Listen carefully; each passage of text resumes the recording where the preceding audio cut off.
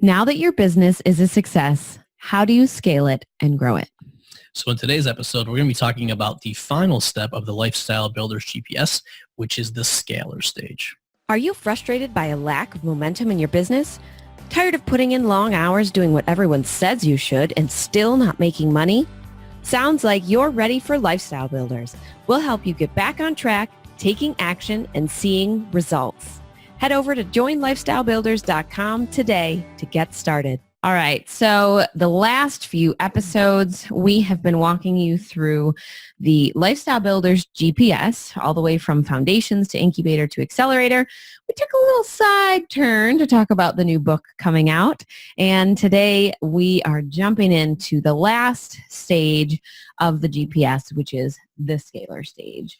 And the core problem that we see here is the overwhelm from being the center of your business. Yeah. And I mean, so preceding this point and getting to this point, what's happening is you're validating your business idea, you're building out your marketing and sales systems. And typically when you get to this point, what's happening is you're just overwhelmed. And the reason for that is because when you started your business, you were wearing all the hats. And as you've been getting up to this point, you've been starting to use some technology and automation to get things off your plate. You've been starting to build out your team.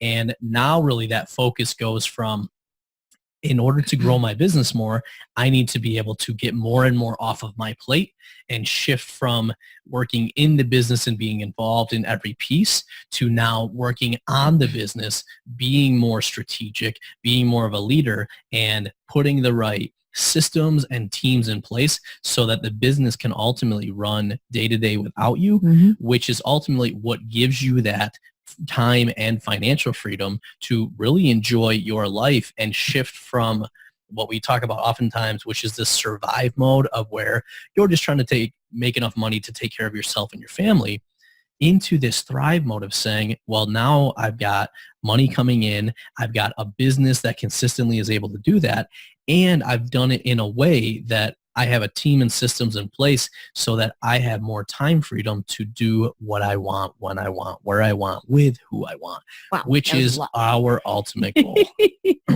As you can tell, Tom is very passionate about this stage of business. Well, and you know, the reason I'm so passionate about this is because you get a lot of people that build a business and they have a successful business, but they then become a slave to that business and they feel like they can't get away.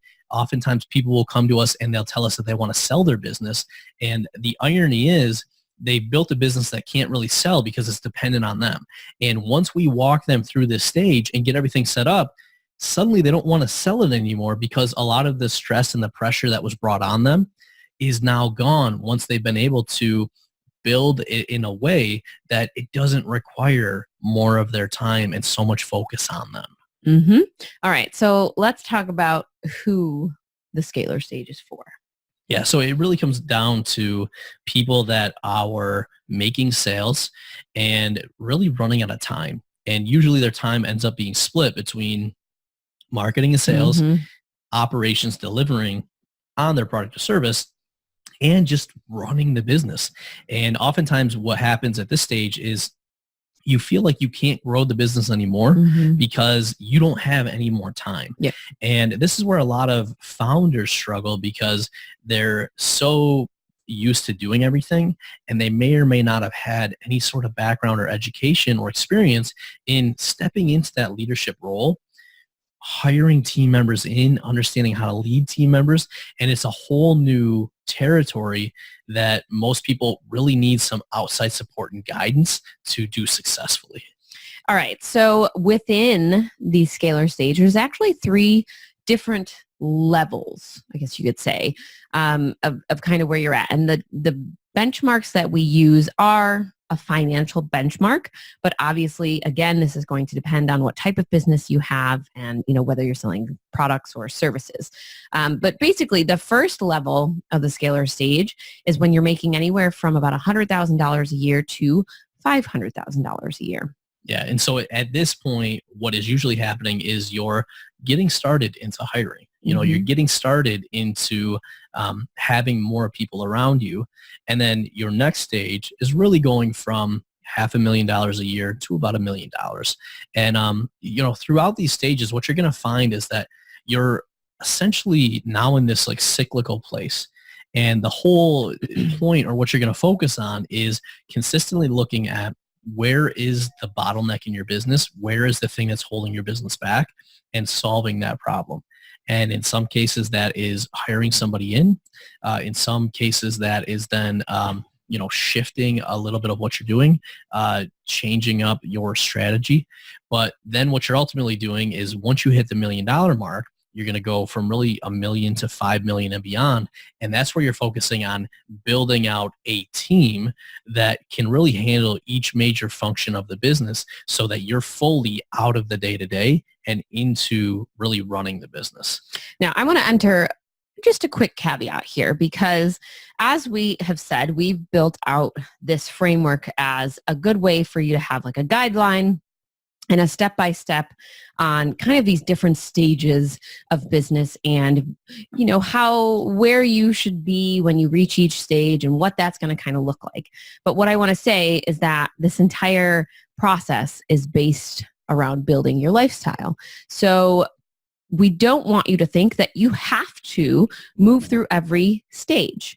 So for some of you, one of your goals might be to reach a certain amount of revenue in your business to be able to have, a certain amount of money you bring home to your personal life. Now, if you love what you do and you don't feel the need to scale up to the $1 million or $5 million mark in your business, you don't have to do that. We're not saying that everyone should be scaling to these numbers. But what we are saying is, if the type of business you want to build, and if you want to be able to impact more people by building a larger business, then this is the guidelines and framework that you're going to be following along with. Absolutely. And so previously, we've had you define two numbers. Mm-hmm. First number is your freedom number. That is essentially how much your business needs to be paying you in order to cover all of your expenses. Then there's a secondary number, which is your dream number. And this is where, if you go back to that vision board that Ariana talked about, everything that you want on that vision board, how much it's going to cost you and how much money you need to be making in order to make that a reality.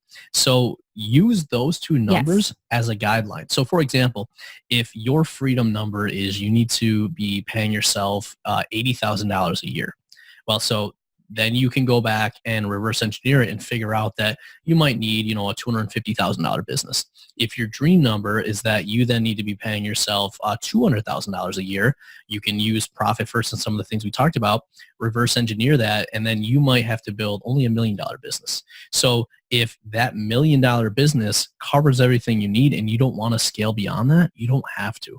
And that's, I think, a really important point that you bring up, is people always think they have to go bigger and bigger. Mm-hmm. What we want to do is make sure that your business is not only supporting your lifestyle, but also hitting the right amount of impact with your customers. And it may be a point where scaling beyond that just adds more stress and doesn't actually help things. Mm-hmm. I was at a conference recently and we were talking about that, because, some of the people that were on the stage, or some of the people that they were using as examples, had built out these teams of like 30 to 40 to 50 people. And for some of us, we're looking at each other like, oh my gosh, I don't want to have to manage a team of 30 people, or I don't want to have to manage a manager who's managing a team of 30 people. So, obviously all of this is always whatever is aligned with the lifestyle that you're looking to build. So some of us might love the thought of getting to manage a huge team and change millions of people's lives, because we've,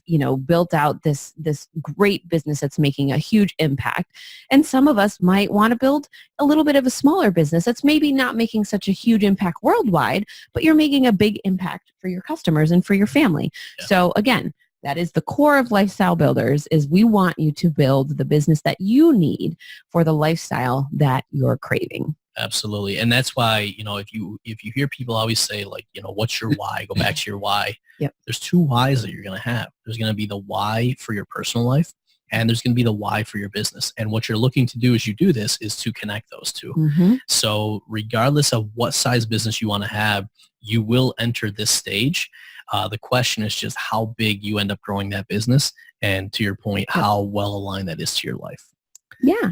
So with that said, let's dive a little bit into what you can expect in the stage. And one thing I'll just say as we go through this, because there's different levels, your business is going to look different if you're at the $500,000 to $1 million mark compared to if you're at like the $5 million mark. So what we're going to give you in this section is really understanding the high level things to focus on, and then you'll have to look at how that looks a little bit differently depending on what stage of scaling you're at. Or you'll have to take Tom up on his call and chat with him about what things you should be working on within what stages. Absolutely. This is really my sweet spot where I love helping organizations, because when you've done everything up to this point, what you've done is proven that you have a business model that works. And then what we can do is, one, help you set it up to scale, and then more specifically help you as the leader figure out what you need to be doing to make all of that happen. So we'll get to that in a little bit. I just had to sneak it in there because, absolutely. I can. So just quick, if you guys do want to chat, tomandariana.com/apply, give you a quick application, let you guys hop on the phone with me. We'll talk about your business, what the opportunity looks like, and what we can do to help you get there. All right. So a lot of what you're going to be working on in the scalar stage is really monitoring and optimizing that marketing strategy that you put in place back in the accelerator stage. And then you're going to want to kind of hone in and really define those sales processes even further, because as you get to this point, what you're going to see is you're not going to change a lot of what's there, but you're going to increase its effectiveness. So anytime it comes to your sales process, what you're looking to do is increase your conversions of, people moving through that customer journey at each level, and how you can get more of them to keep moving forward into ultimately buying into your product or your service. Yep. So that hit on the first two pieces, which are your marketing and your sales. You then also want to focus on your operations. So now as you start selling more, looking at what's going to be required in order to deliver on everything that you're selling. And then, the bigger you get, it's not that your finances necessarily get more complex, but it's important to continue watching them, because you want to make sure your margins are right. You want to make sure that you have the ability to hire people and that you're going to be able to pay them, because one of the things that comes up, like hiring a team, is one of the best things you can do, because your team is there to support you. One of the other things that comes up is when you hire a team, you now have the additional responsibility of making sure you're making the right business decisions, because now those aren't just impacting you and your family, but it's impacting other people's families. So you can impact people in a positive way, your family, your employees, your customers. You can also run the real risk of not making the right business decisions and now having a negative impact there. So it's important to, as you're growing, looking at each of those components of your business and understanding where is the focus and what do we need to do in this component to ultimately optimize and continue supporting as we grow. And one point that I want to have kind of brought up here is a lot of people in this industry focus on fast growth. So you'll see all of these startup companies, you'll see a lot of online entrepreneurs, and they tell these crazy success stories of how they went from this amount of sales to this amount of sales in this short period of time. And the one thing I want to stress with that is, again, that there is another risk when you have fast growth, because that doesn't allow you to put in place all of those things that Tom just talked about and make sure that you can actually deliver for all those people that are buying into your product or service. So the last thing that you want to do, as you've just validated and proved out that your business model is successful and you can grow it, is grow it so fast that you then can't deliver on all of those customers. And that kind of gives you a little bit of a down spike, because you can't deliver all the products. Now you've got unhappy customers because you didn't have the system set up on the back end to be able to go and get all those people, whatever it was that they purchased from you. Maybe you didn't have time to build out your team to the level that it should have been, or train your team members to what they needed to know. So I want to just point out that slow growth, even though it might feel slow, is actually better for your company overall and for you as the leader, because it gives you time to build those things out. Yeah, well, and I don't want anyone to be discouraged by Ariana saying slow growth, because it doesn't mean it has to be slow. No. What it really means is that you have the right strategy and the right pieces in place for that. So, I mean, like an example, imagine you go and put a Super Bowl ad in place and you suddenly get all these new customers to your business, but you didn't put the right website infrastructure in place and you didn't have the right ability to deliver. You're essentially wasting all that money, because if your website goes down, like They now can't you're buy from out. you. Or if more people order than you have the ability to deliver on, you just wasted that opportunity and you didn't get the return that you wanted. So if you're looking for fast growth, this is where it's really important for you to, one, really step into the strategy and the leadership aspect of your business. Two, this is where you probably also want to get a lot of help and a lot of support around you, because fast growth is great. But as Ariana said, you want to make sure that you're Fast growth not with planning. growing too fast to where you're not able to support that growth. Yes, fast growth with planning. Good. Absolutely. Okay, so the second piece of this is when you understand each area of your business, you want to be able to optimize each of those areas. So part of optimizing those areas is having consistent systems defined and built out, and having consistent processes around that. So we talked a little bit before about, having, simplicity. So as your business scales, it is so easy to make things more complex. Yes, it is. What we want to consistently be doing is saying, how do I avoid complexity and keep things simple? And this is where a lot of what we focus on here is optimizing.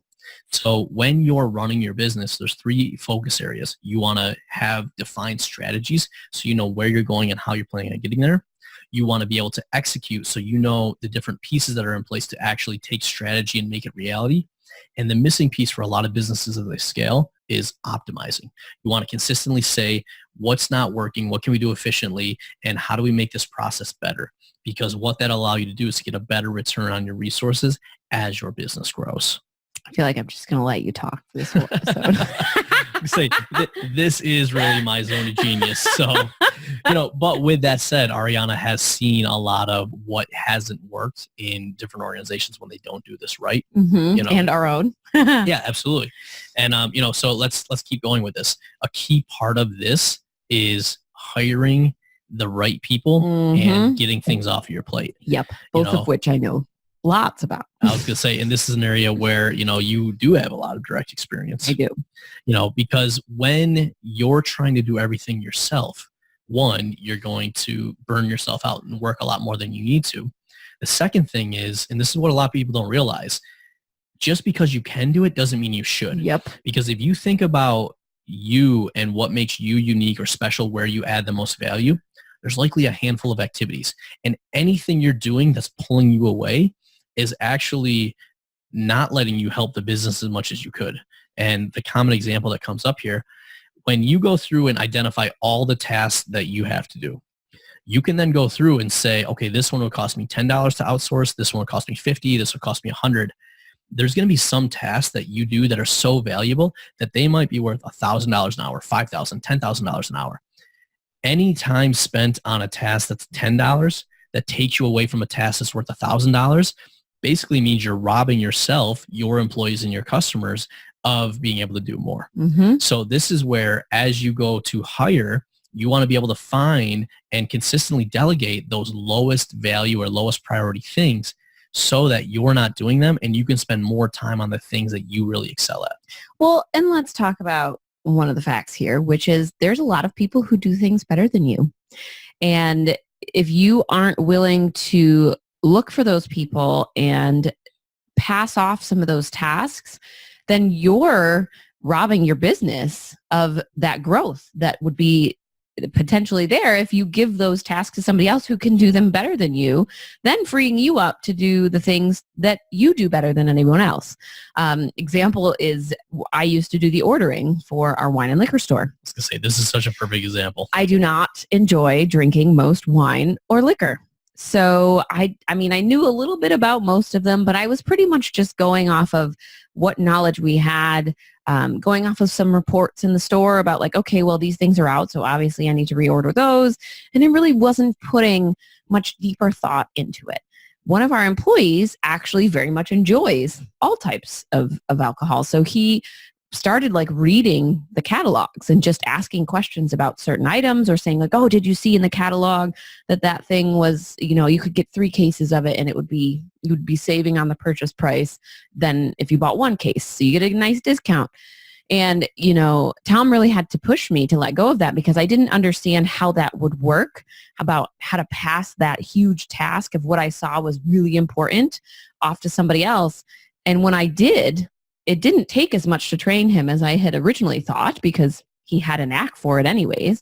All it took was a couple spreadsheets and us walking through, here's how I do the orders every week, and continuing to build on that as he got more and more into that task. Now, he's probably 20 times better at it than I ever was. Mm-hmm. He's saving us money. He's making us more profit because of the way that he's ordering. He's making himself more profit. He's making himself more profit, and he enjoys it. He really enjoys learning about all these new alcohols, and he's better for the customers because he actually knows these things and can answer their questions as he's tasted the alcohols, and I have not.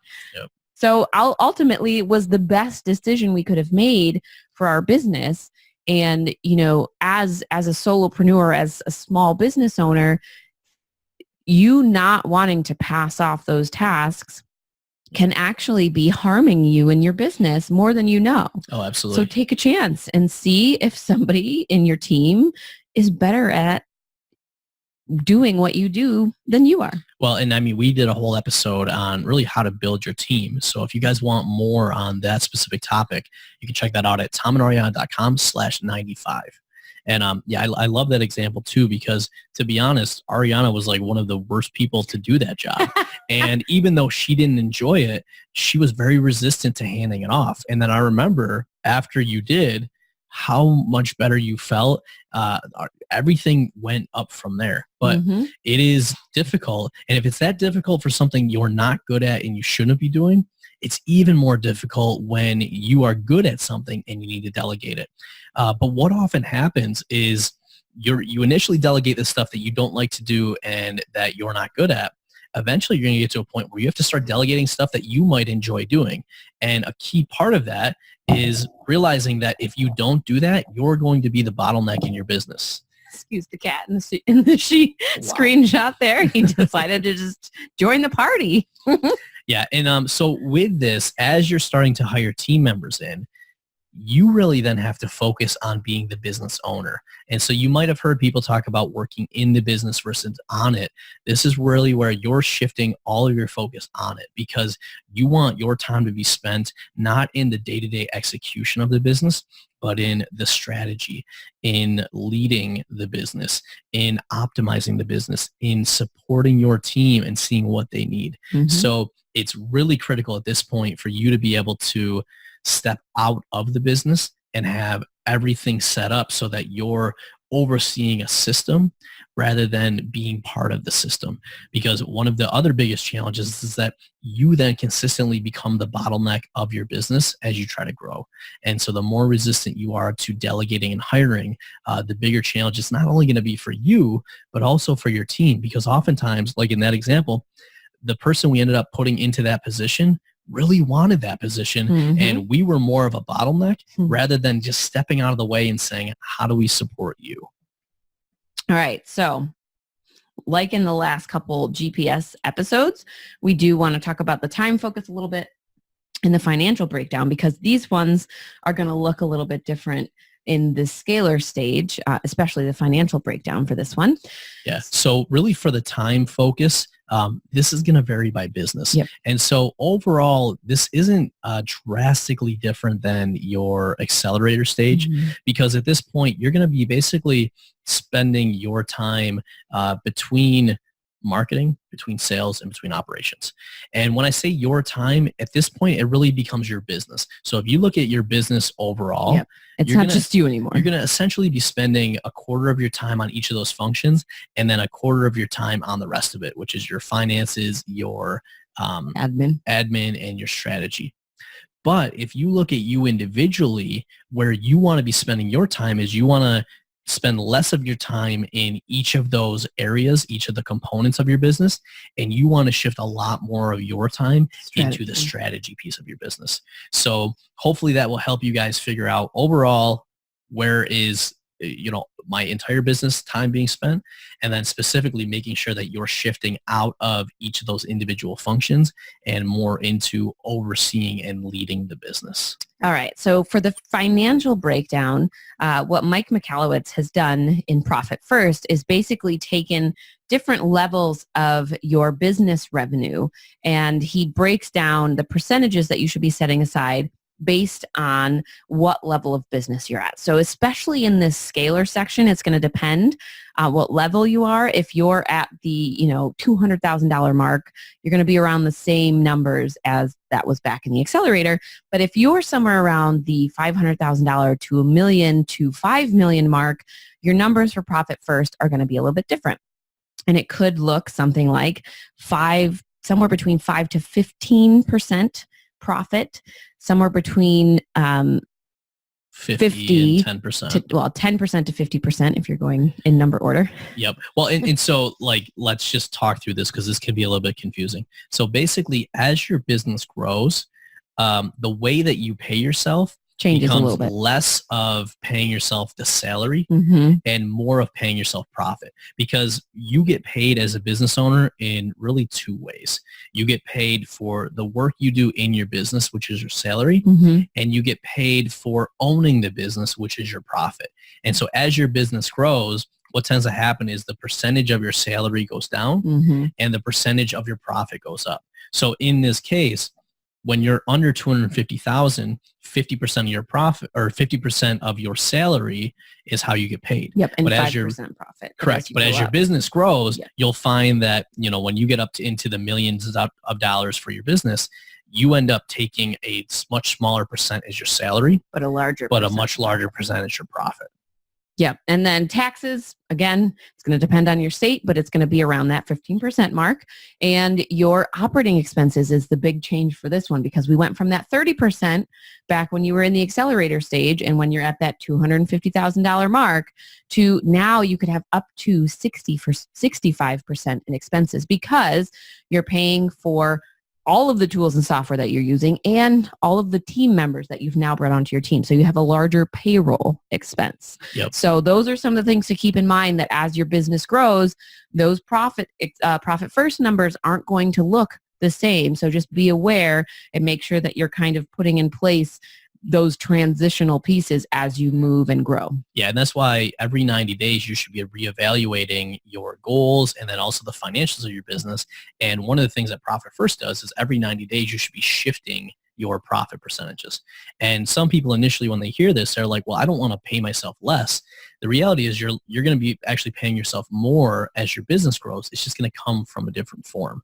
Because when you start delegating some of those roles, part of the reason your operating expenses go up is because you're now paying other people for those. Yeah. And that's also an important reason of why you want to be paying yourself from the beginning, because then as you scale, you're able to shift the money you were paying yourself to other people, rather than getting to a point where you can't afford to hire somebody and then you become a slave to your business. You're not making the money you want. You don't have the freedom you want. And it's just a bad scenario all around. So your team, Tom talked about this a little bit already. You're going to have yourself. You'll probably have a VA or a couple VAs, your integrator, COO, OBM, all of those terms. But what you're ultimately going to shift into is having specific team members for each of those business components. So you're going to have not just an accountant, not just a bookkeeper. You're going to have somebody that is running the financial piece of your business, and they may have the accountant and the bookkeeper, below them. You're going to have somebody running your marketing strategy, and they may or may not now start to build out the team members below them. So same thing for sales, same thing for operations. You're going to have kind of these people that are overlooking and managing those different aspects of your business, and you're the big picture managing all of them. Yep. And so basically, as Ariane said, when we get into this stage, this is where things start to really look different for each business. But what you want to think about is that you've got these major components or departments of your business, and some of those might even then start breaking out. So you might have somebody that oversees all of marketing, and then you really want them to be the leader of marketing. and they're going to be building out their marketing team. So they might then have somebody that focuses on organic marketing versus paid marketing. Um, under operations, you might then start breaking that out to where there's different pieces and functions. But what you ultimately want to be doing is, like we said earlier, continuously finding where is the bottleneck in your business and use that to figure out where is the next hire that you need to make. And this is a little bit of a challenge, to be honest, at this point, because you're going to be focusing on where your business is at now. But this is where that strategic planning becomes so important, because now you're looking out into the future and saying, okay, 90 days, 6 months, 1 year from now, where is the business going to be? And then what does the business have to look like at that point to support it? So this is where you might be saying, okay, I know 6 months from now, we're going to need somebody to really manage our marketing. So at this point, we're maybe not in a position where we're going to hire that person yet, but you got to know where you're going so that you can start laying the foundation and potentially finding people to do that role. This is why you can't be involved day to day of your business, because then you're not able to step up and look at the strategic pieces. So really cool at this point, because you're able to hire a team to support yourself, but it's also now a completely different world, because oftentimes what will happen is that instead of you directly instead of you directly working with everybody on your team, you're now starting to build a team of leaders that you work with, and those leaders each have their own team. You're building your infrastructure. Absolutely. So this looks a little bit different, and now you've got to be able to, relinquish a little bit more control, really delegate outcomes for the leaders that you bring in, and support those leaders in running their teams in support of the overall goal. So a lot more stuff comes in here that really requires you to grow as a person and as a leader. Yeah. And I mean, your business just itself is going to be growing. So a lot of your tools and tech for this stage is going to be about optimizing what you currently have, and again, upgrading to tools that better serve your now growing team, and maybe a little bit more industry relevant for you. So as you grow, there's certain tools that you can use across different industries and they work okay. When you get to the point where you have a larger team working with you and you have, more customers coming into your business, a lot of times you can find a tool that's going to work better for the things that you specifically need. So this is the time where you might start having someone on your team, or more than someone on your team, looking for tools that will help you guys optimize your processes and make things even more efficient. One of those is probably going to be a tool for communication. Oh yeah, absolutely. One of the biggest problems we see with businesses as they grow is that the communication tool that they started off using no longer works for the number of people that they now have on their team. So oftentimes you will have to upgrade your communication system. And I mean, there's some really great ones out there for larger teams, but the matter is you need to know what you need before you go jumping into the next tool. Yeah, and especially at this point, this is where understanding and optimizing your processes first then helps with your tools. And you bring up a really good point around communication, because think about it. If you're the only person in your business, everything. Yep. If once you hire somebody else, there's a single relationship between you and that person. Once you hire a third person, now you've got communication between you and the first hire, and you and the second hire, and the first hire and the second hire. Now, when you add a fourth person in, you just continue creating more communication channels. So without having clarity on how communication should happen and the right tools and processes to support, it can become very overwhelming. It can be hard to find and organize information that you have in the company. There can be a lot of recreation or replication of work. It can be difficult to make sure that what your marketing team or person's doing is aligning with your sales team. So there's a lot more communication that comes up, which is why we focus so much early on in your business of setting the right goals and putting the right cadence in place. Because when you have those meetings and now you start hiring people, it allows you to really make sure that communication continues to be strong. And then you figure out where you can put better tools and processes in place to support you and the team. Mm-hmm. And last but never least, this one, again, this stage brings a lot of different mindset challenges. As Tom talked about, as you're building on a team, you're now responsible for more people. You're now becoming the leader of your business. So, having that thought in your mind of like, I'm not a great leader. I don't know how to manage people. I don't need a team. Obviously, that's when you've got to get over. Very common one. Absolutely. And let's just talk about that one for a minute. So we hear a lot of people that maybe they don't want to grow a huge business, but they're really looking for a business that creates freedom. Mm-hmm. And so they think, well, I don't need a team. Or I don't want a team. Here's the reality. If you don't have a team, even a small team in place, you're never going to be able to leave your business, because when something goes wrong or something comes up, you're going to be the person that has to fix that. So if you want to go on vacation, good luck, because you're going to have to be available for supporting your business. Part of hiring a team, even if it's a small one, is to be able to get things off of your plate so that you can actually step away and things don't become critical and everything doesn't rely on you. Mm-hmm. And I mean, that is part of it too. Like, some people pick a business model that can run with a smaller team. That's amazing. That's great. Go for it.